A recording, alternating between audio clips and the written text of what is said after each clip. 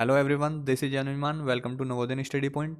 आज हमें डिस्कस करना है एक्सरसाइज 12.2 के बारे में। लेकिन उससे पहले थोड़ी सी बातें हमें समझनी जरूरी हैं, जैसे कि सेक्टर क्या होता है और सेगमेंट क्या होता है।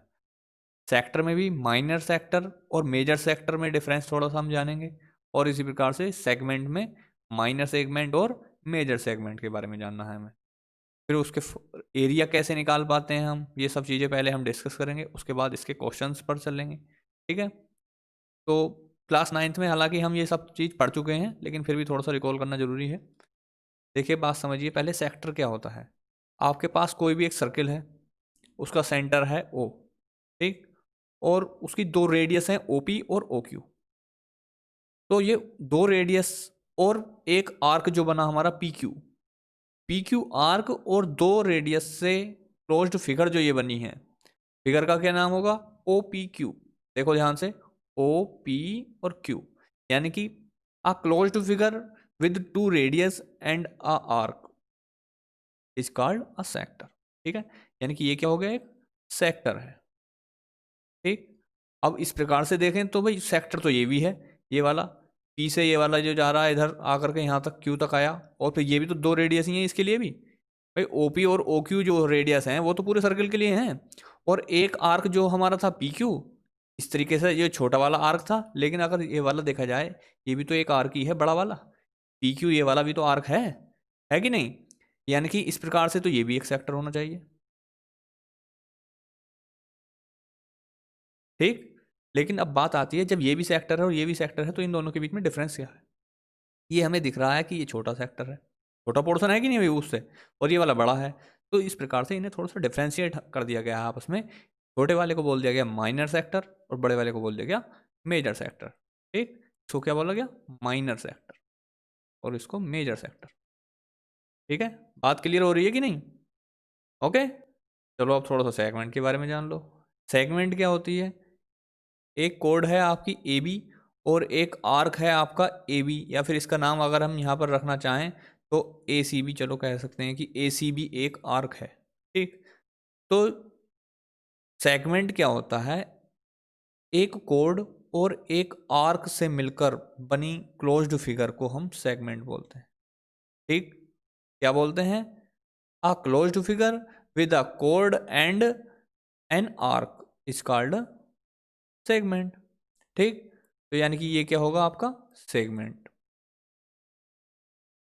फिर ठीक इसी प्रकार से अगर इस वाले पोर्शन को देखा जाए, ऊपर वाले को, तो इसके लिए भी तो ये कोड ही है भाई। ये वाली कोड जो है पूरे सर्किल के लिए है कि नहीं? तो इस हिसाब से तो ये वाला भी एक आर्क बचा हमारा। इसका नाम रख लेते हैं हम A D B. A D B एक आर्क है और एक कोड है ए बी। तो ये वाला भी एक प्रकार से सेगमेंट ही हो गया, ऊपर वाला हिस्सा, यानी कि ये भी एक सेगमेंट हुआ। ठीक। अब अगर बात देखी जाए, तो ये भी सेगमेंट मैंने बोल दिया, इसको भी सेगमेंट बोल दिया, लेकिन हम देख रहे हैं कि ऊपर वाला बड़ा हिस्सा है और नीचे वाला छोटा हिस्सा है। जिस प्रकार से हमने सेक्टर को डिफ्रेंशिएट किया था, इसी प्रकार से सेगमेंट को भी कर देंगे, यानी कि छोटे वाले को माइनर बोलेंगे और बड़े वाले को मेजर। ठीक। ध्यान देने वाली बात यह है, अगर कभी भी क्वेश्चन में आपको केवल सेक्टर लिखा जाए, यानी कि माइनर और मेजर नहीं लिखा हो, तो आप उस सेक्टर को माइनर सेक्टर ही मानेंगे। ठीक है। इसी प्रकार से अगर कहीं भी सेगमेंट लिखा हो, माइनर और मेजर वाली टर्म ना लिखी हो, तो आप उस सेगमेंट को माइनर सेगमेंट ही मानेंगे। ठीक है। इस बात को ध्यान कर लेना, ये क्वेश्चन आएगा फिर वहां पर चक्कर काट जाओगे आप कि सेक्टर मेजर वाला है कि माइनर वाला है। ठीक है। तो बेसिकली हमें कॉन्सेप्ट क्या पढ़ना था? हमें तो कॉन्सेप्ट ये पढ़ना था कि एक सेक्टर अगर हमारे पास है तो इसका हम एरिया कैसे फाइंड कर पाएंगे, और यदि हमारे पास एक सेगमेंट है तो इसका एरिया कैसे हम कैलकुलेट कर पाएंगे। तो देखो, पूरे सर्कल का एरिया हम कैसे निकालते थे? एरिया ऑफ सर्कल का फॉर्मूला क्या था हमारा? पाई आर स्क्वायर, था कि नहीं? यानी कि पाई आर स्क्वायर जो फॉर्मूला था वो हमारा पूरे सर्कल के लिए था। यानी कि एक प्रकार से अगर देखा जाए तो ये सर्किल जो है 360 डिग्री होता है कि नहीं होता? ये यहाँ पर सेंटर पर अगर नॉर्मली देखा जाए तो कितने डिग्री का एंगल बनेगा? 360 डिग्री का बनेगा कि नहीं बनेगा? तो एक प्रकार से ये जो फॉर्मूला है हमारा, ये कितने डिग्री एंगल के लिए है? 360 डिग्री। और यूनिटरी मेथड से अगर हम इस का निकालना चाहें, ये वाला एंगल अगर हमने मान लिया थीटा है, ठीक, तो इस तरीके से ये एंगल कितना बचेगा भाई, हमें बताओ जरा।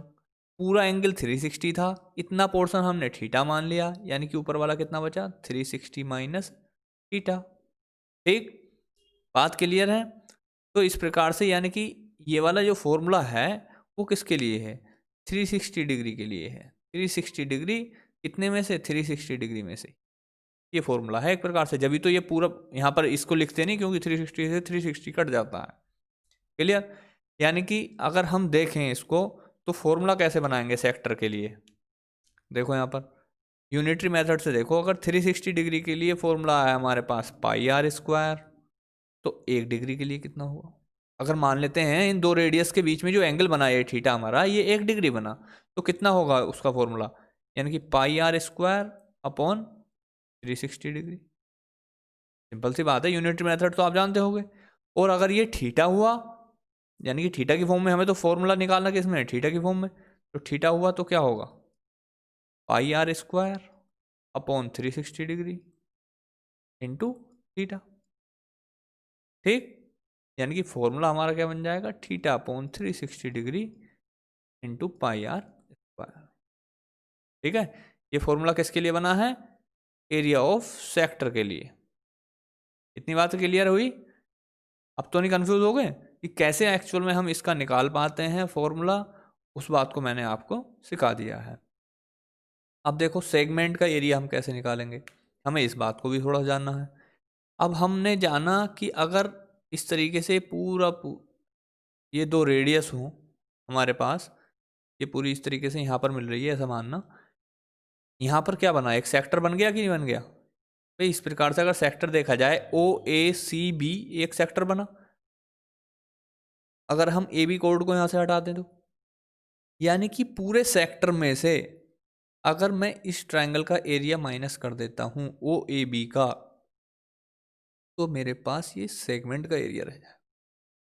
ठीक है, यानी कि एरिया ऑफ सेगमेंट क्या होगा भाई? सेक्टर का एरिया क्या बना हमारे पास? फॉर्मूला क्या बना? Theta upon 360 degree, theta upon 360 pi are square. और इसमें से हमें क्या माइनस करना है? देखो पूरा सेक्टर था ये हमारे पास ओ ए सी बी, इस वाले सेक्टर में से हमें ये माइनस करना है ये वाले ट्रायंगल का area, area triangle O A B. बस इतना था बात। ठीक है, अब एरिया कैसे निकालेंगे ट्रायंगल का, इस बात को हम सीखेंगे तभी जब क्वेश्चन हमारे सामने आएगा। ठीक है, क्योंकि ये दोनों साइड्स तो भाई इक्वल होंगी इसकी। क्यों होंगी? क्योंकि ये दोनों रेडियस हैं, इस प्रकार से इक्वल होंगी। उस कॉन्सेप्ट को मैं बताऊंगा तभी जब आपके सामने क्वेश्चन आएगा। ठीक है, तो इतनी बातें हमने जानी आज कि सेक्टर क्या होता है, माइनर सेक्टर क्या होता है, मेजर सेक्टर क्या होता है, और इसी प्रकार से सेगमेंट में भी माइनर और मेजर सेगमेंट में डिफरेंस क्या होता है। दोनों के फॉर्मूले हमने समझे कि एक्चुअल में बनते कैसे हैं, या फिर इसका कैलकुलेट एरिया हम कैसे कर पाएंगे। ठीक है, नेक्स्ट वीडियो में मिलेंगे हम इसके क्वेश्चन के साथ। तब तक के लिए अगर आपको वीडियो अच्छी लगी हो तो लाइक शेयर ज़रूर करना, और जो भी लोग नए देख रहे हैं वीडियो को, पहली बार देख रहे हैं, वो चैनल को सब्सक्राइब कर लेना और बेल आइकन दबा लेना, जिससे आने वाली वीडियोस के नोटिफिकेशन आप तक पहुंच जाएं। धन्यवाद, मिलते हैं नई वीडियो में इसके क्वेश्चंस के साथ।